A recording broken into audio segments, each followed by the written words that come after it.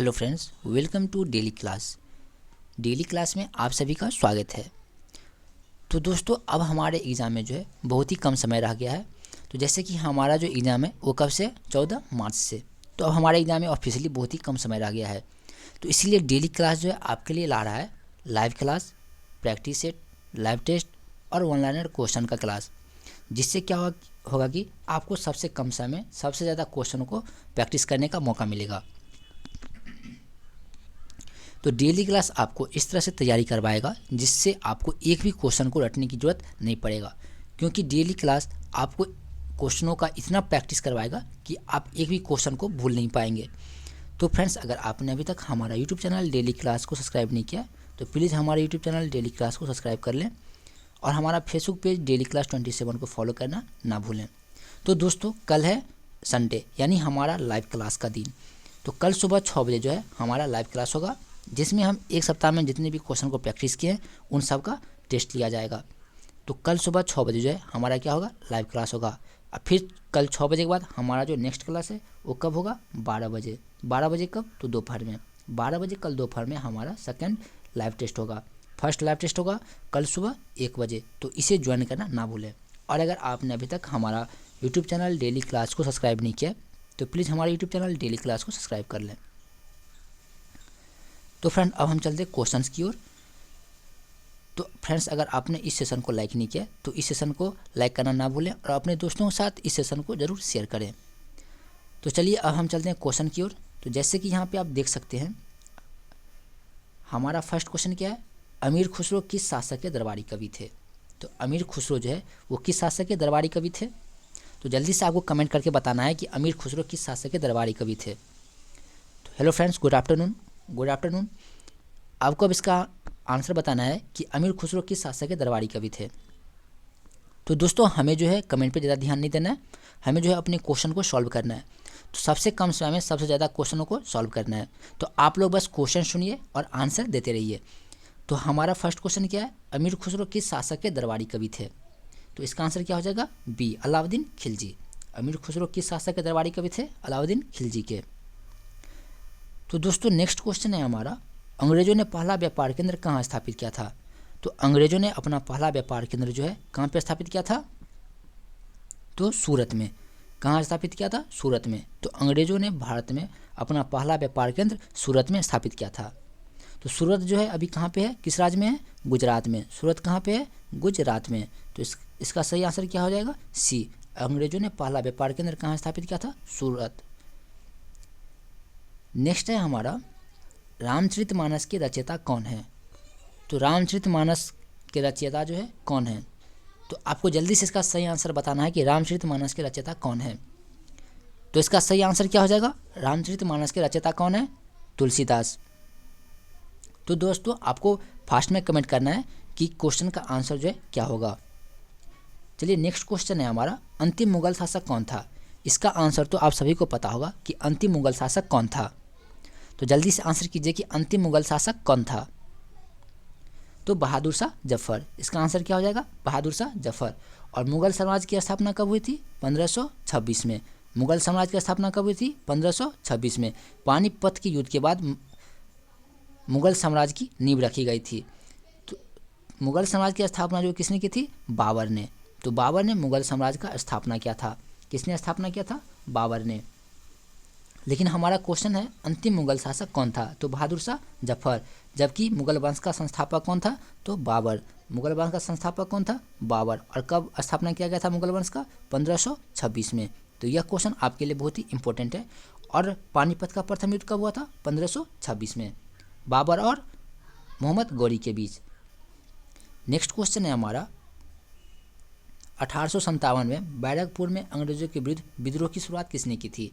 तो आपको जल्दी से कमेंट करके बताना है कि 1857 में बैरकपुर में अंग्रेजों के विरुद्ध विद्रोह की शुरुआत किसने की थी। तो इसका सही आंसर क्या हो जाएगा, मंगल पांडे। मंगल पांडे ने विद्रोह किया था। तो फ्रेंड्स, अगर आपने इस सेशन को अभी तक लाइक नहीं किया है तो प्लीज़ इस सेशन को लाइक कर दें और हमारा यूट्यूब चैनल डेली क्लास को सब्सक्राइब करना ना भूलें। नेक्स्ट क्वेश्चन क्या है, बक्सर के युद्ध में अंग्रेजों ने किसको परास्त किया था। तो बक्सर के युद्ध में अंग्रेजों ने किसको परास्त किया था। तो जैसे कि मैं आपको बता दूं कि बक्सर का युद्ध जो है वो कब हुआ था, 1764 में। बक्सर का युद्ध कब हुआ था, 1764 में। तो यहाँ पे हमारा क्वेश्चन है, बक्सर के युद्ध में अंग्रेजों ने किसको परास्त किया था। तो इसका सही ऑप्शन क्या हो जाएगा, अंग्रेजों ने किसको परास्त किया था, तो मीर कासिम को। अंग्रेजों ने किसको परास्त किया था, मीर कासिम को। यानी बक्सर का युद्ध जो है वो अंग्रेजों और मीर कासिम के बीच हुआ था। कितने ईस्वी में, 1764 ईस्वी में। तो इसका सही आंसर क्या हो जाएगा, डी। नेक्स्ट है हमारा, भारतीय राष्ट्रीय कांग्रेस की स्थापना किस वर्ष की गई थी। तो दोस्तों अगर आपने सुबह 9 बजे वाली क्लास देखी होगी तो आपको ज़रूर पता होगा कि भारतीय राष्ट्रीय कांग्रेस की स्थापना जो है वो किस वर्ष में हुई थी। तो जल्दी से कमेंट करके बताना है कि भारतीय राष्ट्रीय कांग्रेस की स्थापना जो है वो किस वर्ष हुई थी। तो कब हुआ था, 1885 में। 1885 में। तो इसका सही आंसर क्या हो जाएगा, भारतीय राष्ट्रीय कांग्रेस की स्थापना जो है कब हुई थी, 1885 में। जबकि हमारा एक इम्पोर्टेंट क्वेश्चन है, भारतीय जनता पार्टी यानी बीजेपी। तो बीजेपी का स्थापना कब हुआ था, 1980 में। बीजेपी का स्थापना कब हुआ था, 1980 में। जबकि भारतीय राष्ट्रीय कांग्रेस की स्थापना 1885 में। तो आपको बीजेपी का क्वेश्चन जो है वो आपको याद रखना पड़ेगा कि बीजेपी का स्थापना जो है वो कब हुआ था, 1980 में। यह क्वेश्चन बहुत ही इंपॉर्टेंट है। तो हमारा सही आंसर क्या हो जाएगा इसका, 7 नंबर का, भारत के राष्ट्रीय कांग्रेस की स्थापना कब हुई, 1885 में। जबकि बीजेपी की 1980 में। अब चलते हैं नेक्स्ट क्वेश्चन की तरफ। स्वराज मेरा जन्मसिद्ध अधिकार है, यह किसने कहा था। तो आपको जल्दी से कमेंट करके बताना है कि स्वराज मेरा जन्मसिद्ध अधिकार है, यह किसने कहा था। तो इसका सही आंसर क्या हो जाएगा, लोकमान्य तिलक ने। लोकमान्य तिलक ने कहा था कि स्वराज मेरा जन्मसिद्ध अधिकार है। तो इसका सही ऑप्शन क्या हो जाएगा, B, Lokmanya Tilak. Next question है हमारा, अलीगढ़ मुस्लिम विश्वविद्यालय के संस्थापक कौन थे। तो अलीगढ़ मुस्लिम विश्वविद्यालय के संस्थापक कौन थे। तो जल्दी से आपको कमेंट करके बताना है कि अलीगढ़ मुस्लिम विश्वविद्यालय के संस्थापक कौन थे। तो इसका सही आंसर क्या हो जाएगा, सर सैयद अहमद खां। सर सैयद अहमद खां ने अलीगढ़ मुस्लिम विश्वविद्यालय की स्थापना की थी। तो इसका सही आंसर क्या हो जाएगा, सी। नेक्स्ट क्वेश्चन है, नाथूराम गोडसे ने महात्मा गांधी की हत्या कब की थी। तो नाथूराम गोडसे ने महात्मा गांधी की हत्या जो है कब की थी। तो जल्दी से आपको कमेंट करके इसका आंसर बताना है कि नाथूराम गोडसे ने महात्मा गांधी की हत्या कब की थी। यह क्वेश्चन जो है अपने आप में बहुत ही इंपॉर्टेंट है, क्योंकि यह क्वेश्चन बिहार पुलिस कांस्टेबल के 2013 में पूछा गया था। तो जल्दी से आपको बताना है कि नाथूराम गोडसे ने महात्मा गांधी की हत्या जो है वो कब की थी। तो इसका सही आंसर क्या हो जाएगा, जनवरी 1948 में। जनवरी 1948 में। यह क्वेश्चन जो है आपके लिए बहुत ही इंपॉर्टेंट है। नेक्स्ट है, प्रतिवर्ष भारत का बृहत्तम पशु मेला कहाँ लगता है। तो भारत में हर एक साल सबसे बड़ा पशु मेला जो है कहाँ पे लगता है। तो आप सभी को पता होगा कि भारत का सबसे बड़ा पशु मेला जो है वो कहाँ पे लगता है, कहाँ पे, सोनपुर में। तो इसका सही आंसर क्या हो जाएगा, डी। तो भारत में सबसे बड़ा पशु मेला जो है कहाँ पे लगता है, सोनपुर में। और ये किस महीने में लगता है, कार्तिक के पूर्णिमा में लगता है। नेक्स्ट क्वेश्चन है, पहला अणु परीक्षण कहाँ किया गया था। पहला अणु परीक्षण जो है कहाँ पे किया गया था। तो जल्दी से आपको कमेंट करके आंसर बताना है कि पहला अणु परीक्षण कहाँ पे किया गया था। तो कहाँ पे किया गया था, पोखरण में। कहाँ पे किया गया था, पोखरण में। पहला अणु परीक्षण जो है वो पोखरण में किया गया था। तो पोखरण कहाँ पे है, राजस्थान में। पोखरण कहाँ पे है, राजस्थान में। तो सबसे पहला अणु परीक्षण जो है वो कहाँ पे किया गया था, राजस्थान के पोखरण में। तो इसका सही आंसर क्या हो जाएगा, सी। तो दोस्तों कल जो है हमारा लाइव टेस्ट है, तो उसे ज्वाइन करना ना भूलें। और अगर आपने अभी तक हमारा यूट्यूब चैनल डेली क्लास को सब्सक्राइब नहीं किया है तो प्लीज़ हमारे यूट्यूब चैनल डेली क्लास को सब्सक्राइब करना ना भूलें। तो दोस्तों आपको जो है सबसे कम समय में सबसे ज़्यादा क्वेश्चन को टैकल करना पड़ेगा, क्योंकि एग्ज़ाम का समय जो है वो बहुत ही नज़दीक है। तो दोस्तों अब हम चलते हैं नेक्स्ट क्वेश्चन की तरफ। जैसे कि यहाँ पे देख सकते हैं हमारा जो नेक्स्ट क्वेश्चन है वो क्या है, भारत का मैनचेस्टर किसे कहा जाता है। तो भारत का जो मैनचेस्टर है वो किसे कहा जाता है। तो जल्दी से आपको कमेंट करके आंसर बताना कि भारत का मैनचेस्टर किसे कहा जाता है। तो भारत का मैनचेस्टर जो है वो किसे कहा जाता है, अहमदाबाद को। तो भारत का मैनचेस्टर किसे कहा जाता है, अहमदाबाद को। तो भारत का मैनचेस्टर अहमदाबाद है। जबकि उत्तरी भारत का मैनचेस्टर जो है वो कौन सा है, कानपुर। उत्तरी भारत का मैनचेस्टर कौन सा है? कानपुर। कानपुर कहाँ पड़ता है? तो उत्तर प्रदेश में। कानपुर कहाँ पड़ता है? उत्तर प्रदेश में। अहमदाबाद कहाँ पड़ता है? गुजरात में। अहमदाबाद कहाँ पड़ता है? गुजरात में। जबकि उत्तरी भारत का मैनचेस्टर जो है वो होता है कानपुर। तो दोस्तों नेक्स्ट क्वेश्चन है हमारा, औरंगा नाम के 2 शहर हैं, ठीक। औरंगाबाद नाम के जो है 2 शहर है, जिनमें से एक जो है बिहार में है तो दूसरा कहाँ पे स्थित है? तो औरंगाबाद नाम के 2 शहर हैं, जिनमें से एक शहर जो है बिहार में है, जबकि दूसरा शहर जो है किस राज्य में है? तो जल्दी से आपको कमेंट करके बताना है कि औरंगाबाद नाम का दूसरा शहर जो है वो भारत के किस राज्य में है। तो इसका आंसर क्या हो जाएगा? महाराष्ट्र में। तो इसका सही आंसर हो जाएगा सी। औरंगाबाद नाम के 2 शहर हैं, जो कि एक है बिहार में और एक है महाराष्ट्र में। चलिए अब चलते हैं नेक्स्ट क्वेश्चन की तरफ। नेक्स्ट क्वेश्चन है, निम्नलिखित में से कौन सी जोड़ी सही है? देखिए यहाँ पे जो है कौन सी जोड़ी जो है वो सही दिया गया है। जैसे कि यहाँ पे हमारा ऑप्शन है, बड़ौदा जो है वो वस्त्र उद्योग से संबंधित है, सिंदरी जो है वो उर्वरक से संबंधित है, राउरकेला केमिकल से, और लुधियाना कपास से। तो इनमें से जो है कौन सा ऑप्शन जो है सही है? यानी 3 ऑप्शन जो है वो क्या है? गलत है, और एक ऑप्शन जो है वो सही है। तो इनमें से कौन सा ऑप्शन सही है? तो कौन सा ऑप्शन सही है? बी नंबर, यानी सिंदरी में जो है उर्वरक का कारखाना है, यानी खाद बनता है। खाद कहाँ बनता है? सिंदरी में। तो इसका सही ऑप्शन क्या हो जाएगा? बी। नेक्स्ट क्वेश्चन है, कोलकाता हवाई अड्डे का क्या नाम है? तो दोस्तों यह क्वेश्चन जो है बिहार पुलिस कांस्टेबल के 2020 में जो एग्ज़ाम हुआ था उसमें पूछा गया था कि कोलकाता हवाई अड्डे का क्या नाम है। तो आपको जल्दी से बताना है कि कोलकाता हवाई अड्डे का क्या नाम है। तो इसका ऑप्शन है पालम, नेताजी सुभाष चंद्र बोस अंतर्राष्ट्रीय हवाई अड्डा, वेलिंगटन या सहार। तो आपको जल्दी से कमेंट करके बताना है कि कोलकाता हवाई अड्डे का क्या नाम है। तो यह क्वेश्चन जो है 2020 में पूछा गया था कि कोलकाता हवाई अड्डे का क्या नाम है। तो इसका सही आंसर क्या हो जाएगा? बी, नेताजी सुभाष चंद्र बोस अंतर्राष्ट्रीय हवाई अड्डा। नेक्स्ट क्वेश्चन है, भारत का सबसे बड़ा स्टील संयंत्र कौन सा है? यानी भारत का सबसे बड़ा स्टील प्लांट कौन सा है? तो जल्दी से आपको कमेंट करके बताना है कि भारत का सबसे बड़ा स्टील प्लांट कौन सा है। तो इसका सही आंसर क्या हो जाएगा? बोकारो। बोकारो स्टील प्लांट जो है वो भारत का सबसे बड़ा इस्पात कारखाना है। तो इसका सही आंसर हो जाएगा बी। अब चलते हैं हम नेक्स्ट क्वेश्चन पे। नेक्स्ट क्वेश्चन है हमारा, किस राज्य में साक्षरता का प्रतिशत सबसे कम है? तो भारत के किस राज्य में साक्षरता का प्रतिशत जो है सबसे कम है?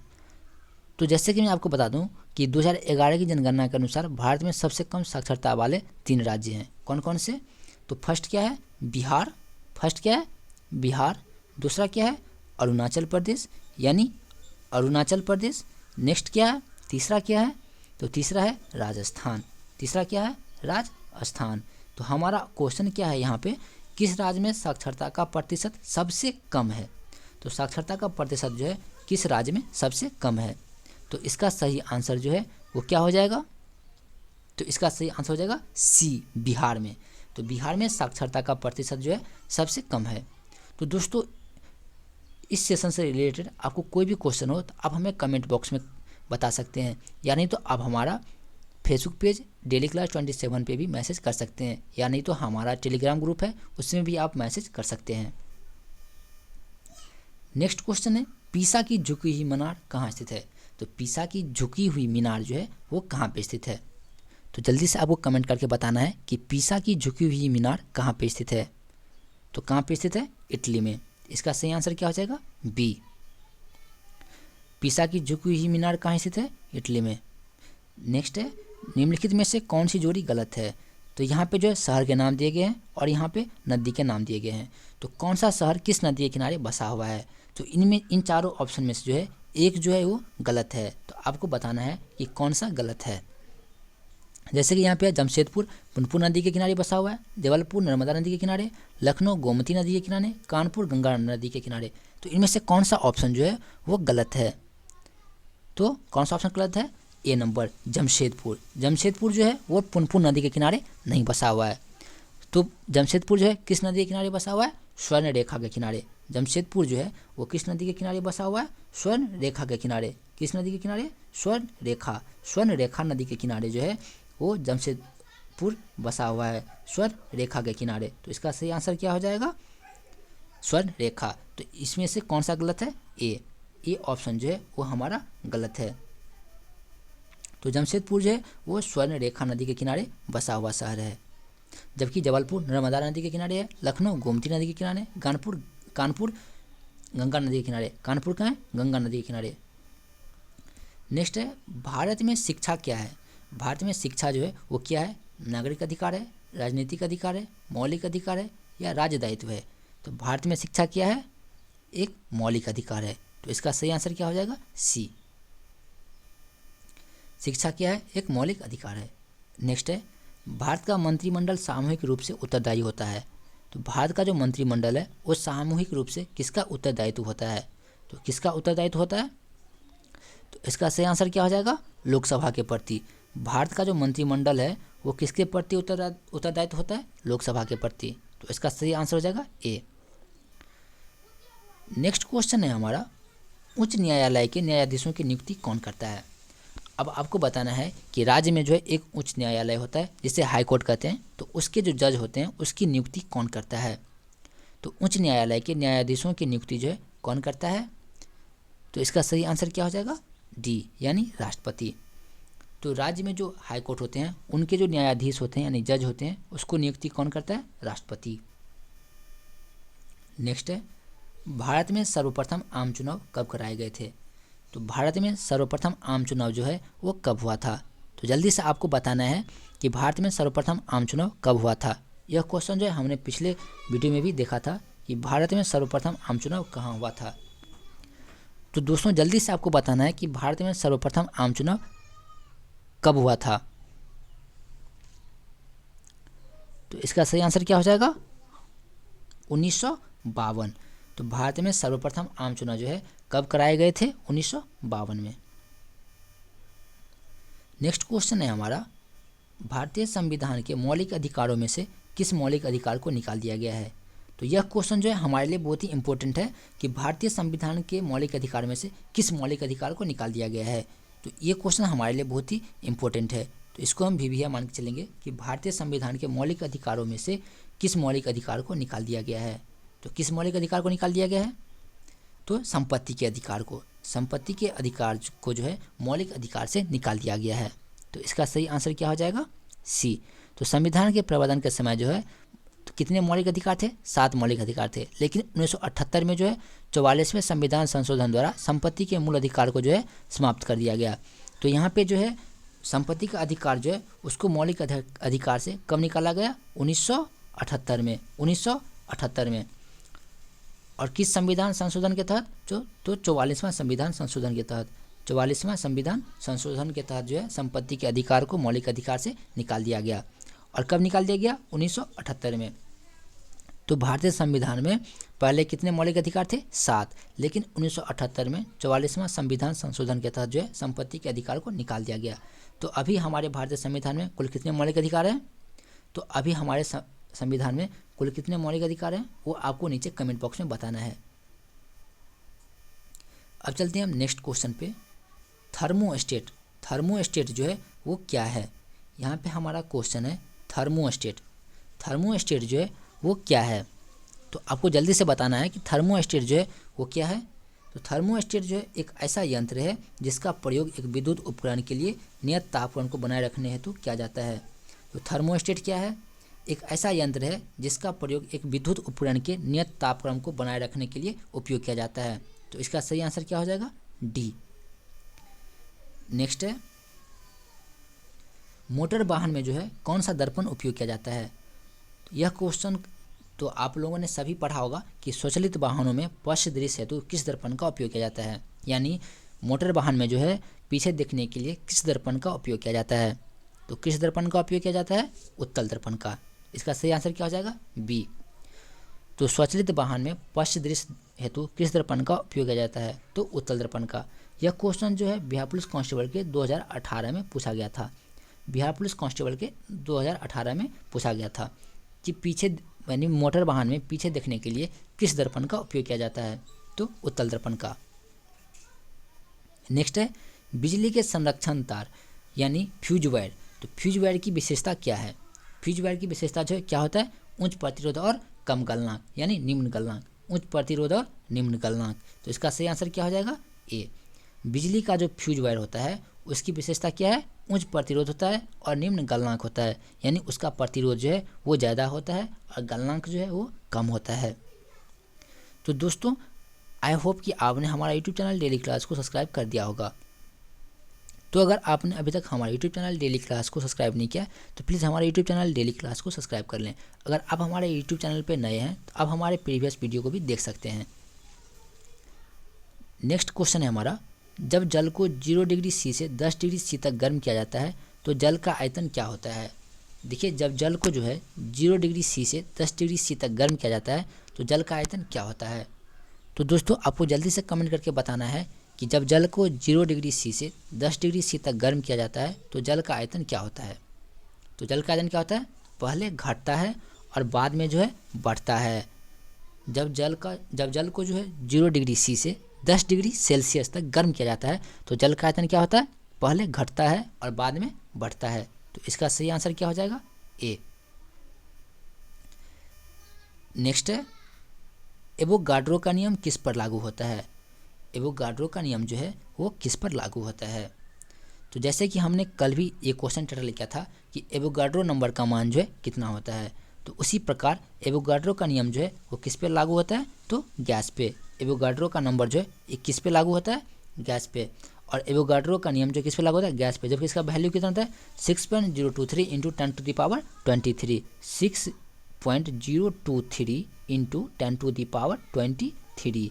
तो इसका वैल्यू कितना होता है एवोगाड्रो का, 6.023 इंटू 10⁻23। नेक्स्ट है, अम्लों के बारे में निम्नलिखित में से कौन सा सही नहीं है। तो अम्ल के बारे में कौन सा सही नहीं है। तो यह क्वेश्चन हमने परसों के वीडियो में भी देखा था कि अम्ल के बारे में निम्नलिखित में से कौन सा कथन सही नहीं है। तो कौन सा कथन सही नहीं है, तो दोस्तों जैसे कि यहाँ पे आप देख सकते हैं हमारा ऑप्शन है, सभी अम्ल में ऑक्सीजन विद्यमान होता है, अम्ल नीले लिटमस को लाल कर देता है, अम्ल स्वाद में खट्टा होता है, अम्ल क्षार के साथ मिलकर लवण का निर्माण करता है। देखिए अब यहाँ पे देखिए, कल हमने देखा था कि अम्ल जो है नीले लिटमस पत्र को लाल कर देता है, ठीक। तो ये जो है हमारा ऑप्शन ये तो सही हो जाएगा। नेक्स्ट है, अम्ल स्वाद में खट्टा होता है, ये भी हमारा सही हो जाएगा, क्योंकि नींबू क्या है, नींबू भी एक अम्ल में आता है जो कि खट्टा होता है, ठीक। तो अम्ल जो है वो खट्टा होता है। अम्ल क्षार के साथ मिलकर लवण बनाता है, ये भी सही है। तो इनमें से कौन सा ऑप्शन गलत है, ए नंबर ऑप्शन जो है वो गलत है, क्योंकि सभी अम्ल में जो है ऑक्सीजन नहीं होता है, सभी अम्ल में ऑक्सीजन नहीं होता है।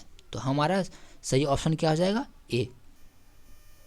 लेकिन अम्ल जो है नीले लिटमस पत्र को क्या कर देता है, लाल कर देता है। और इसका स्वाद कैसा होता है, खट्टा होता है। और यह जो है क्षार के साथ मिलकर लवण का निर्माण करता है, लेकिन अम्ल में जो है ऑक्सीजन नहीं होता है। नेक्स्ट है, पनीर बनाने में किस किण्वक का प्रयोग होता है। तो पनीर बनाने के लिए किस किण्वन का प्रयोग किया जाता है। तो किसका प्रयोग किया जाता है, रेनिन का। जैसे कि दूध से दही बनाने के लिए लैक्टोबैसिलस नामक कीटाणु का जरूरत पड़ता है, उसी प्रकार पनीर बनाने के लिए हमें किसका उपयोग करना पड़ता है, रेनिन का उपयोग किया जाता है। तो पनीर बनाने के लिए किस किण्वक का प्रयोग होता है, रेनिन का। जबकि दूध से दही बनाने के लिए लैक्टोबैसिलस का जरूरत पड़ता है, तो उसी प्रकार पनीर बनाने के लिए रेनिन का जरूरत पड़ता है। तो इसका सही आंसर क्या हो जाएगा, ए। तो दोस्तों कल जो है हमारा क्या है, लाइव टेस्ट है, तो उसे ज्वाइन करना ना भूलें और अपने दोस्तों को जरूर इनवाइट करें।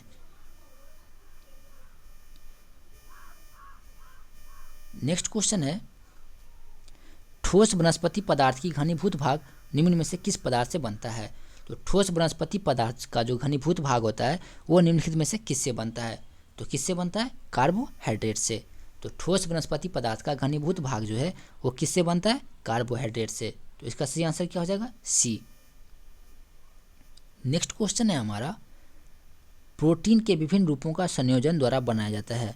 तो प्रोटीन का संयोजन जो है वो किसके द्वारा बनाया जाता है। तो प्रोटीन का जो संयोजन है वो किसके द्वारा बनाया जाता है।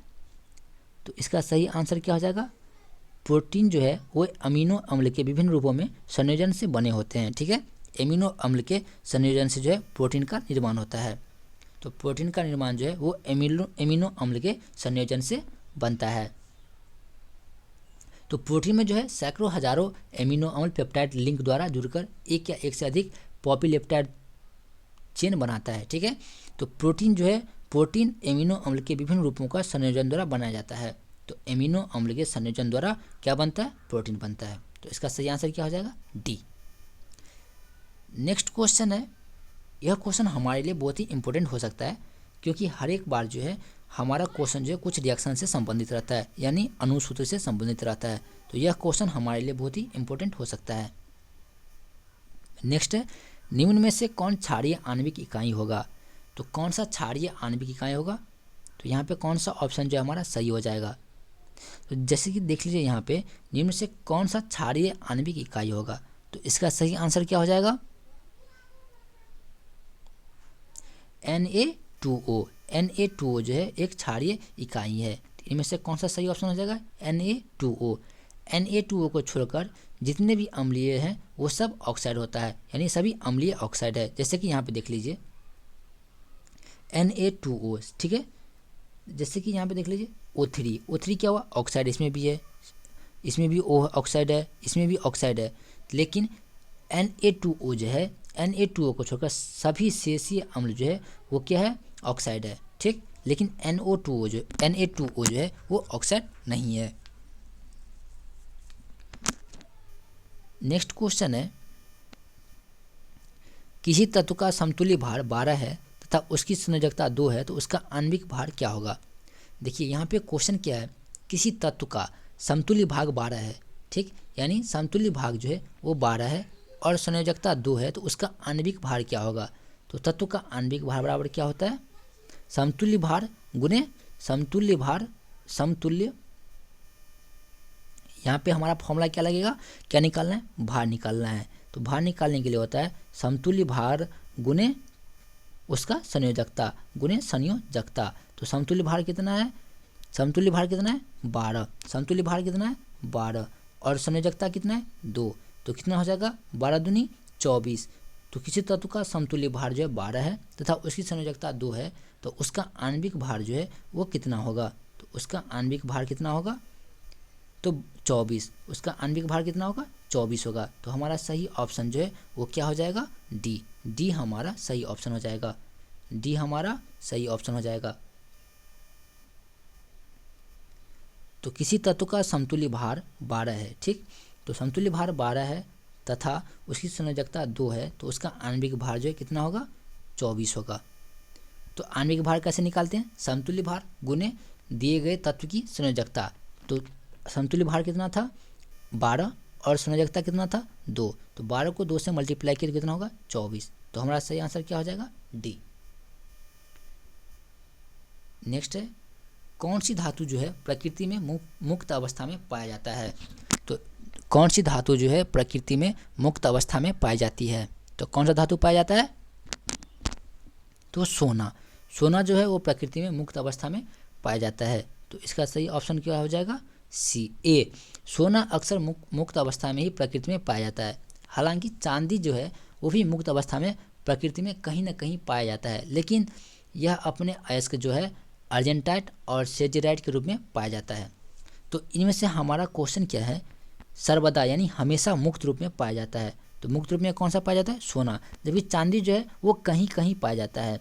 तो लेकिन सोना जो है वो हमेशा प्रकृति में मुक्त अवस्था में पाया जाता है। नेक्स्ट है, विटामिन सी का रासायनिक नाम क्या है? तो आपको जल्दी से कमेंट करना है कि विटामिन सी का रासायनिक नाम क्या है।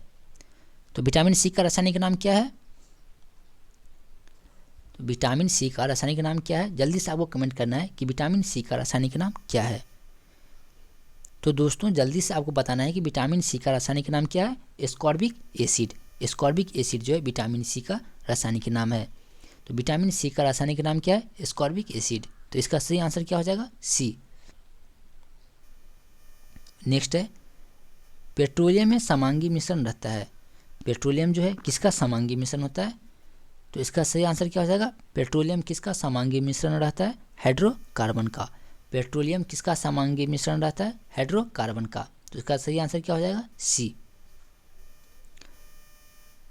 नेक्स्ट क्वेश्चन है हमारा, भूपर्टी में प्रचुर मात्रा में पाए जाने वाले तत्व हैं एल्यूमिनियम, ऑक्सीजन, सिलिकॉन। इसकी मात्रा का सही अवरोही क्रम क्या है? देखिए, भूपर्टी में प्रचुर मात्रा में पाए जाने वाले मूल तत्व क्या है? एल्यूमिनियम, ऑक्सीजन और सिलिकॉन। एल्यूमिनियम, ऑक्सीजन और सिलिकॉन का बोल रहा है अवरोही क्रम में लिखिए, यानी सबसे ज़्यादा जो है वो क्या पाया जाता है, तो उस हिसाब से हमें लिखना है। तो सबसे ज़्यादा जो है क्या पाया जाता है प्रकृति में मुक्त अवस्था में? ऑक्सीजन। ठीक, ऑक्सीजन पाया जाता है। उसके बाद सिलिकॉन और उसके बाद एल्यूमिनियम। तो सबसे ज़्यादा जो है वो क्या पाया जाता है भूपर्टी में प्रचुर मात्रा में? सबसे ज़्यादा क्या पाया जाता है? ऑक्सीजन। उसके बाद क्या पाया जाता है? सिलिकॉन। और उसके बाद एल्यूमिनियम। तो सबसे पहला क्या हो जाएगा हमारा? ऑक्सीजन, दूसरा हो जाएगा सिलिकॉन और तीसरा हो जाएगा एल्यूमिनियम। तो हमारा सही ऑप्शन क्या हो जाएगा? डी। डी जो है हमारा सही ऑप्शन हो जाएगा। तो भूपर्टी में प्रचुर मात्रा में पाया जाने वाला मूल तत्व कौन कौन सा है? ऑक्सीजन, सिलिकॉन और एल्यूमिनियम। तो ये जो तीनों है ये इसका अवरोही क्रम है। नेक्स्ट है, किस रक्त समूह के व्यक्ति दूसरे किसी भी रक्त समूह के व्यक्तियों को रक्त देने की क्षमता रखता है? तो कौन सा ऐसा ब्लड ग्रुप है जो सभी ब्लड ग्रुप के व्यक्तियों को अपना ब्लड दे सकता है? तो किस रक्त समूह का व्यक्ति दूसरे किसी भी रक्त समूह के व्यक्तियों को रक्त देने की क्षमता रखता है? तो आपको ये बताना है कि किस ब्लड ग्रुप के व्यक्ति जो है वो सभी ब्लड ग्रुप के व्यक्तियों को अपना ब्लड दे सकता है, यानी अपना रक्त दे सकता है। तो कौन सा ब्लड ग्रुप होगा? तो ए बी रक्त समूह जो है वो अपना ब्लड किसी भी ब्लड ग्रुप वाले को दे सकता है। तो ए बी रक्त समूह जो है वो सर्वात्रिक ग्राही रक्त समूह कहा जाता है, यानी यह सभी ब्लड ग्रुप को अपना रक्त दे सकता है। तो ये जो है यूनिवर्सल एक्सेप्टर होता है। तो ए बी रक्त समूह जो है वो अपना ब्लड जो है किसी को भी दे सकता है। एक्चुअली यहाँ पे हमारा क्वेश्चन है लेने की, यानी किसका मतलब व्यक्तियों का रक्त लेने की क्षमता रखता है। देखिए यहाँ पे हमारा क्वेश्चन जो है वो उल्टा हो गया था। जैसे कि यहाँ पे देखिए हमारा क्वेश्चन है किस रक्त समूह का व्यक्ति दूसरे किसी भी रक्त समूह के व्यक्तियों के रक्त की लेने की क्षमता रखता है, यानी कौन सा ब्लड ग्रुप है जो सभी ब्लड ग्रुपों से अपना ब्लड मतलब उससे ब्लड ले सकता है। यानी मान के चलिए कोई भी व्यक्ति, मतलब यहाँ पे ए है, बी है, ओ है, ओ माइनस है, ए बी पॉजिटिव है, ठीक, तो ए बी है। तो इसमें से बताया गया है कि कौन सा ब्लड ग्रुप ऐसा है जो इन चारों से ब्लड ले सकता है, यानी इन पांचों में से कौन सा ऐसा ब्लड ग्रुप है जो कि दिए गए चार में से अपना ब्लड ले सकता है। तो कौन सा? ए बी जो है वो किसी भी ब्लड ग्रुप के व्यक्तियों से अपना ब्लड जो है वो ले सकता है, अपने अंदर ब्लड ले सकता है। तो कौन सा ब्लड ग्रुप जो है सभी व्यक्तियों का ब्लड ले सकता है? तो ए बी जो है वो सभी ग्रुप के व्यक्तियों से ब्लड लेने की क्षमता रखता है। तो इसका सही आंसर क्या हो जाएगा? ए बी, यानी इसका सही आंसर हो जाएगा C, A B blood group. A B blood group जो है वो किसी से भी ब्लड लेने की क्षमता रखता है। देखिए नेक्स्ट क्वेश्चन है ट्रेकोमा। ट्रेकोमा किस अंग का रोग है? जैसे कि हमने कल रात 8 बजे वाली क्लास में देखा था कि ट्रेकोमा जो है किस अंग का रोग है। तो ट्रेकोमा किस अंग का रोग है? तो आँख का। ट्रेकोमा जो है वो किस अंग का रोग है? आँख का। इसका सही आंसर क्या हो जाएगा? डी। नेक्स्ट है कशेरुकी प्राणियों में तंत्रिका तंत्र का निर्माण किस भ्रूणीय कोष स्तर से होता है?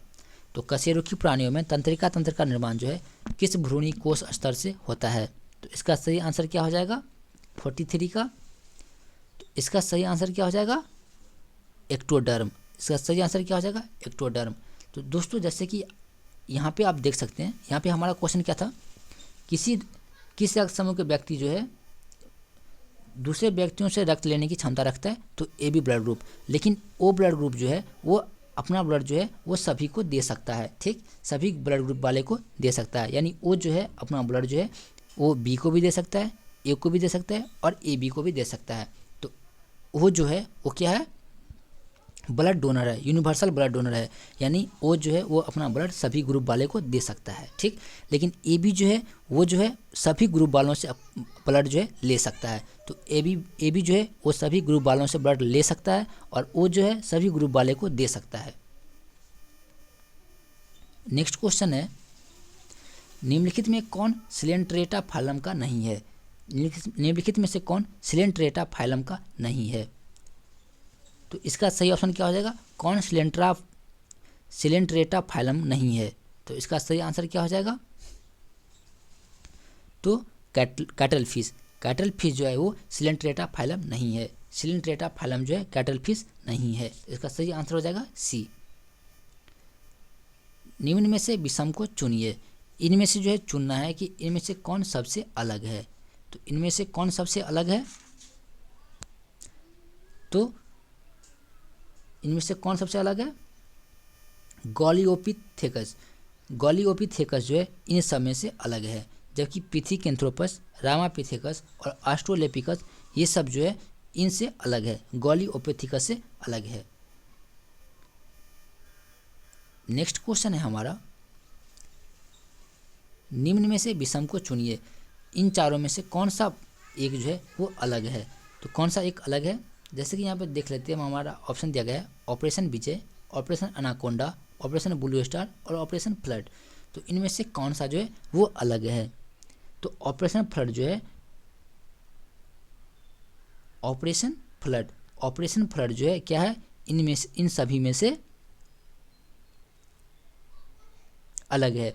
ऑपरेशन फ्लड जो है इन चारों में से अलग है, यानी इन चारों ऑप्शन में से ऑपरेशन फ्लड जो है वो एक अलग है। तो ऑपरेशन फ्लड जो है वो दूध उत्पादन को बढ़ावा देने के लिए चलाया गया अभियान है।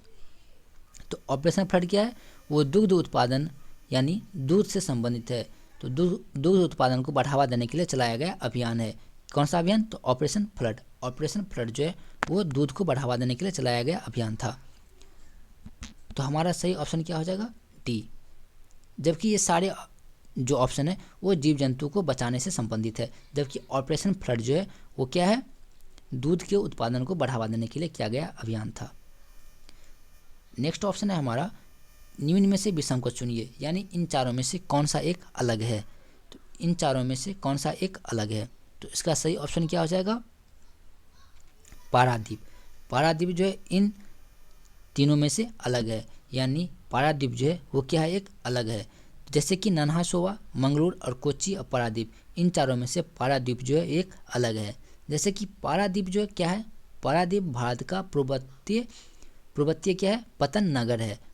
तो पारादीप जो है क्या है, एक पूर्वतीय पतन नगर है, यानी किसी शहर का नाम है। जबकि अन्य सभी जो है वो पश्चिम तटीय नगर है, यानी ये तीनों जो है, जैसे कि ए, बी और सी, यानी नन्हासेवा, मंगलूर और कोच्चि, ये तीनों जो है ये पश्चिम तटीय के नगर है। जबकि पारादीप जो है वो पूर्वी तटीय के नगर है, यानी ये पूर्वी भाग के नगर है, और ये तीनों जो है वो कहाँ के, पश्चिमी भाग के नगर हैं। तो हमारा सही आंसर क्या हो जाएगा, डी। नेक्स्ट है, छोटे छोटे ग्रहों का ऐसा समुदाय जो एक पट्टा बनकर सूर्य की परिक्रमा करता है, उसे किस नाम से जाना जाता है। तो इसका सही ऑप्शन क्या हो जाएगा, ग्रहिकाएँ। छोटे छोटे ग्रहों का ऐसा समुदाय जो एक पट्टा बनकर सूर्य की परिक्रमा करता है, उसे किस नाम से जाना जाता है, ग्रहिकाएँ। यानी छोटे छोटे ग्रहों की एक ऐसे समुदाय जो मंगल तथा बृहस्पति की कक्षाओं के बीच एक पट्टा बनकर सूर्य की परिक्रमा करता है, तो उसे क्या कहा जाता है, क्षुद्र ग्रह कहा जाता है। तो क्षुद्र ग्रह का जो दूसरा नाम है वही है ग्रहिकाएँ। तो इसका सही ऑप्शन क्या हो जाएगा, डी। अगर यहाँ पे क्षुद्र ग्रह रहता तो भी हमारा सही ऑप्शन होता है, क्योंकि क्षुद्र ग्रह जो है उसी का दूसरा नाम है ग्रहिकाएँ। तो छोटे छोटे ग्रहों का ऐसा समुदाय जो एक पट्टा बनकर सूर्य की परिक्रमा करता है, उसे क्या कहते हैं, क्षुद्र ग्रह कहते हैं। नेक्स्ट है, मोहनजोदड़ो का स्थानीय नाम क्या है। तो मोहनजोदड़ो का जो है स्थानीय नाम क्या है, तो मृतकों का टीला जो है वो मोहनजोदड़ो का स्थानीय नाम है। तो इसका सही ऑप्शन हो जाएगा सी। नेक्स्ट है, कौन सी नदी विषुवत वृत्त को 2 बार लांघती है। तो कौन सी नदी विषुवत वृत्त को जो है 2 बार लांघती है। तो इसका सही ऑप्शन क्या हो जाएगा, कौन सी नदी विषुवत वृत्त को 2 बार लांघती है, तो कांगो नदी जो है विषुवत वृत्त को 2 बार लांघती है। तो इसका सही ऑप्शन हो जाएगा बी। जैसे कि यहाँ पे देख सकते हैं, नेक्स्ट क्वेश्चन क्या है हमारा, मोहनजोदड़ो कहाँ अवस्थित है। तो इसका आंसर तो आप सभी को पता होगा कि मोहनजोदड़ो जो है वो कहाँ पे अवस्थित है। तो मोहनजोदड़ो कहाँ पे अवस्थित है, मोहनजोदड़ो जो है कहाँ पे अवस्थित है, बिल्कुल सही, कहाँ पे अवस्थित है, सिंध में, यानी सिंध में। सिंध कहाँ है, पाकिस्तान में। मोहनजोदड़ो जो है वो कहाँ पे स्थित है, सिंध में। तो सिंध कहाँ पे पड़ता है, पाकिस्तान में। नेक्स्ट है, आर्य भारत में कहाँ से आए थे। आर्य जो है आर्य समाज के लोग जो है वो भारत में कहाँ से आए थे, तो कहाँ से आए थे, तो इसका सही आंसर क्या हो जाएगा, मध्य एशिया से। आर्य जो है भारत में मध्य एशिया से आया था। नेक्स्ट है, किस काल में रामायण एवं महाभारत की रचना हुई थी, तो किस समय में रामायण और महाभारत की रचना हुई थी। हमारा ऑप्शन है सिंधु घाटी काल, द्रविड़ काल, वैदिक काल और आर्य काल। तो किस काल में रामायण और महाभारत नामक पवित्र ग्रंथ की रचना हुई थी, तो किस समय में हुई थी, तो इसका सही आंसर क्या हो जाएगा, किस काल में रामायण एवं महाभारत की रचना हुई थी, तो वैदिक काल में। इसका सही आंसर क्या हो जाएगा, सी, वैदिक काल में रामायण और महाभारत नामक पवित्र ग्रंथ की रचना हुई थी। नेक्स्ट क्वेश्चन है हमारा, अर्थशास्त्र नामक पवित्र ग्रंथ किसने लिखा था। अर्थशास्त्र नामक प्रसिद्ध ग्रंथ जो है वो किसने लिखा था, तो इसका आंसर तो आप सभी को पता होगा कि अर्थशास्त्र नामक प्रसिद्ध ग्रंथ किसने लिखा था, तो किसने लिखा था, कौटिल्य ने। तो इसका सही ऑप्शन क्या हो जाएगा, बी, कौटिल्य ने अर्थशास्त्र नामक पवित्र ग्रंथ लिखा था। नेक्स्ट है, गुप्त साम्राज्य की स्थापना किसने की थी, तो आपको जल्दी से कमेंट करके बताना है कि गुप्त साम्राज्य की स्थापना किसने की थी। ये अभी तक का सबसे इजी क्वेश्चन है कि गुप्त साम्राज्य की स्थापना किसने की थी, तो किसने की थी गुप्त साम्राज्य की स्थापना, चंद्रगुप्त मौर्य ने। चंद्रगुप्त मौर्य ने सूर्य गुप्त साम्राज्य की स्थापना की थी। चंद्रगुप्त मौर्य ने गुप्त साम्राज्य की स्थापना की थी। तो इसका सही आंसर क्या हो जाएगा, ए, गुप्त साम्राज्य की स्थापना किसने की थी, चंद्रगुप्त ने। नेक्स्ट है, मुगलों ने किस सुख गुरु को यातनाएं देकर मार डाला, तो किस मुगल शासक ने सिख गुरु को यातनाएं देकर मार डाला, तो किसने, जहांगीर ने। और जहांगीर ने किस सिख गुरु को यातनाएं देकर मार डाला, तो जल्दी से आपको आंसर करके बताना है कि जहांगीर ने किस सिख गुरु को यातनाएं देकर मार डाला था। तो इसका सही आंसर क्या हो जाएगा, तेग बहादुर। सिख गुरु तेग बहादुर को जहांगीर ने यातनाएं देकर मार डाला था। नेक्स्ट है, पानीपत की द्वितीय लड़ाई किन के बीच हुई थी। जैसे कि मैं आपको बता दूं कि पानीपत की द्वितीय लड़ाई जो है वो हुआ था कब, 1556 में। तो पानीपत की दूसरी लड़ाई जो है किन के बीच हुई थी, तो इसका सही आंसर जो है क्या हो जाएगा, बैरम खान और हेमू के बीच। बैरम खान और हेमू के बीच। जबकि पानीपत का प्रथम युद्ध जो है वो कब हुआ था, 1526 में। किसके बीच, बाबर और मोहम्मद गौरी के बीच। बाबर और मोहम्मद गौरी के बीच पानीपत का प्रथम युद्ध जो है बाबर और मोहम्मद गौरी के बीच हुआ था। जबकि पानीपत का द्वितीय युद्ध 1556 में बैरम खान और हेमू के बीच हुआ। तो इसका सही आंसर क्या हो जाएगा, ए। तो फ्रेंड्स, कल जो है हमारा लाइव टेस्ट है, तो अपने दोस्तों को इनवाइट करना ना भूलें। और अगर आप हमारे यूट्यूब चैनल पर नए हैं तो हमारा यूट्यूब चैनल डेली क्लास को सब्सक्राइब करना ना भूलें। नेक्स्ट क्वेश्चन है हमारा, अब हम जल्दी करते हैं क्योंकि टाइम बहुत हो चुका है, क्योंकि हमें सबसे कम समय में सबसे ज़्यादा क्वेश्चन को देखना था। जैसे कि यहाँ पे देख सकते हैं, हमारा नेक्स्ट क्वेश्चन है, शिवाजी के पुत्र संभाजी को बंदी बनाकर औरंगजेब ने उनकी हत्या कहाँ की थी। तो शिवाजी के जो पुत्र थे संभाजी, उनको बंदी बनाकर औरंगजेब ने उसकी हत्या किस जगह पे की थी। तो जल्दी से आपको ऑप्शन देना है कि किस जगह पे की थी, तो अहमदनगर में। शिवाजी के पुत्र संभाजी को औरंगजेब ने अहमदनगर में मारा था। नेक्स्ट है, मोहम्मद गौरी कहाँ का शासक था। मोहम्मद गौरी जो है वो कहाँ का शासक था, तो जल्दी से आपको कमेंट करके बताना है कि मोहम्मद गौरी कहाँ का शासक था। तो अगर आपने हमारा पिछला क्लास देखा होगा तो आपको जरूर पता होगा कि मोहम्मद गौरी जो है कहाँ का शासक था, तो अफगानिस्तान का। मोहम्मद गौरी कहाँ का शासक था, अफगानिस्तान का। नेक्स्ट है, मस्तानी बेगम किस शासक की प्रेयसी थी। मस्तानी बेगम जो है किस शासक की प्रेयसी थी, तो मस्तानी बेगम जो है किस शासक की प्रेयसी थी। तो इसका सही आंसर क्या हो जाएगा,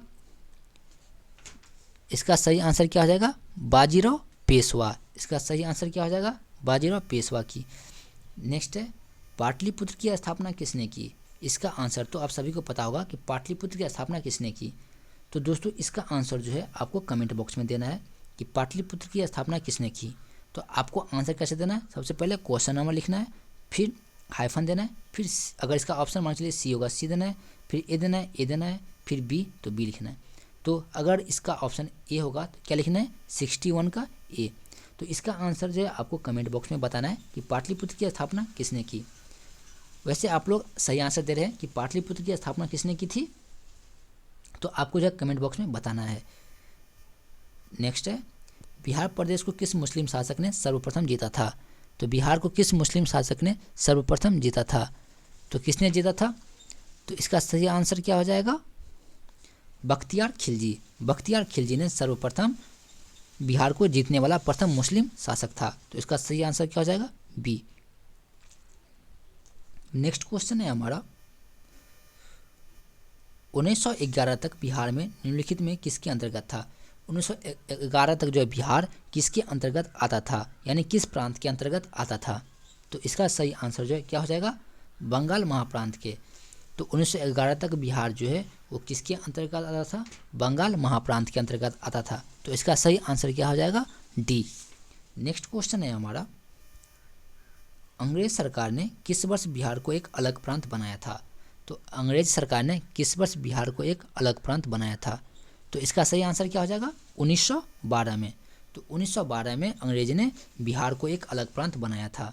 और किससे अलग किया था? तो बंगाल से। 1912 से पहले बिहार जो है वो बंगाल महाप्रांत के अंतर्गत आता था, लेकिन 1912 में अंग्रेजों ने बिहार को एक अलग प्रांत बनाया। नेक्स्ट है, निम्नलिखित में से किस राज्य की सीमा बिहार से जुड़ी हुई है? तो जैसे कि यहाँ पे हम बात कर लेते हैं बिहार की सीमाओं के बारे में। तो यहाँ पे देखिए, उत्तर में जो है वो नेपाल है, दक्षिण में जो है क्या है? झारखंड है, पूर्व में क्या है? पश्चिम बंगाल है, यानी पश्चिम बंगाल, और पश्चिम में क्या है? उत्तर प्रदेश है। तो इनमें से बोल रहा है, क्वेश्चन क्या है, किस राज्य की सीमा बिहार से जुड़ी हुई है? सबसे पहले देखिए नेपाल। नेपाल क्या एक देश है। उसके बाद बात करते हैं वेस्ट बंगाल। तो वेस्ट बंगाल इसमें है ही नहीं। झारखंड जो है वो भी नहीं है ऑप्शन में। नेक्स्ट है यूपी यानी उत्तर प्रदेश, यानी तो हमारा सही ऑप्शन क्या हो जाएगा? डी। हमारा सही ऑप्शन जो है वो क्या हो जाएगा? डी हो जाएगा। किस राज्य की सीमा बिहार से जुड़ी हुई है? तो उत्तर प्रदेश से। उत्तर प्रदेश जो है बिहार के किस भाग में है? तो बिहार के किस भाग में उत्तर प्रदेश है? पश्चिम भाग में। बिहार के किस भाग में? पश्चिम में। जबकि पूर्व में क्या है? पश्चिम बंगाल। उत्तर में क्या है? नेपाल। दक्षिण में क्या है? झारखंड। नेक्स्ट है, कौन सी नदी बिहार में है? तो निम्नलिखित में से कौन सी नदी जो है वो बिहार में है? तो इसका सही ऑप्शन जो है वो क्या हो जाएगा? कौन सी नदी बिहार में है? पुनपुन में। तो इसका सही आंसर क्या हो जाएगा? ए। नेक्स्ट है, कौन सी गंगा की सहायक नदी है? तो गंगा की सहायक नदी कौन सी है? सहायक नदी कौन सी नहीं है? तो निम्नलिखित में से कौन सी गंगा की सहायक नदी नहीं है? तो जल्दी से आपको बताना है कि कौन सी गंगा की सहायक नदी नहीं है। तो स्वर्ण रेखा। स्वर्ण रेखा जो है वो गंगा की सहायक नदी नहीं है।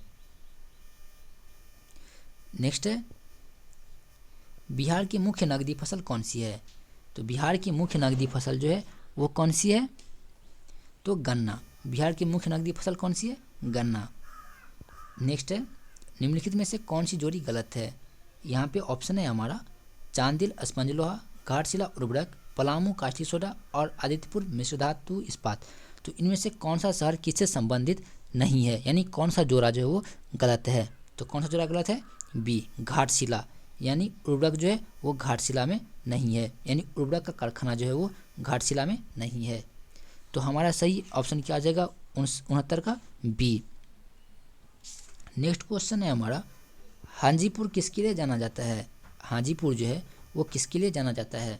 तो जैसे कि आपको बता दूं, हाजीपुर जो है वो अपने केले के लिए प्रसिद्ध है। हाजीपुर जो है केला उत्पादन के लिए प्रसिद्ध है। तो इनमें से कौन सा ऑप्शन जो है वो सही हो जाएगा? हाजीपुर किसके लिए प्रसिद्ध है?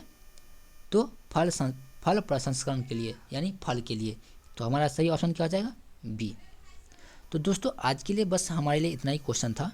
तो अगर आपने अभी तक हमारा यूट्यूब चैनल डेली क्लास को सब्सक्राइब नहीं किया है तो प्लीज़ हमारे यूट्यूब चैनल डेली क्लास को सब्सक्राइब कर लें। और दोस्तों इस सेशन को अपने दोस्तों के साथ शेयर करना ना भूलें। और कल जो है हमारा क्या है? लाइव टेस्ट है। कितने बजे से? सुबह 6 बजे से। सुबह 6 बजे जो है हमारा लाइव टेस्ट है, तो इसे अटेंड करना ना भूलें। और इस सेशन को अपने दोस्तों के साथ ज़रूर करें, ज़रूर शेयर करें और अपने दोस्तों को ज़रूर इन्वाइट करें। तो कल का जो सेशन है वो हमारे लिए बहुत ही इम्पोर्टेंट है।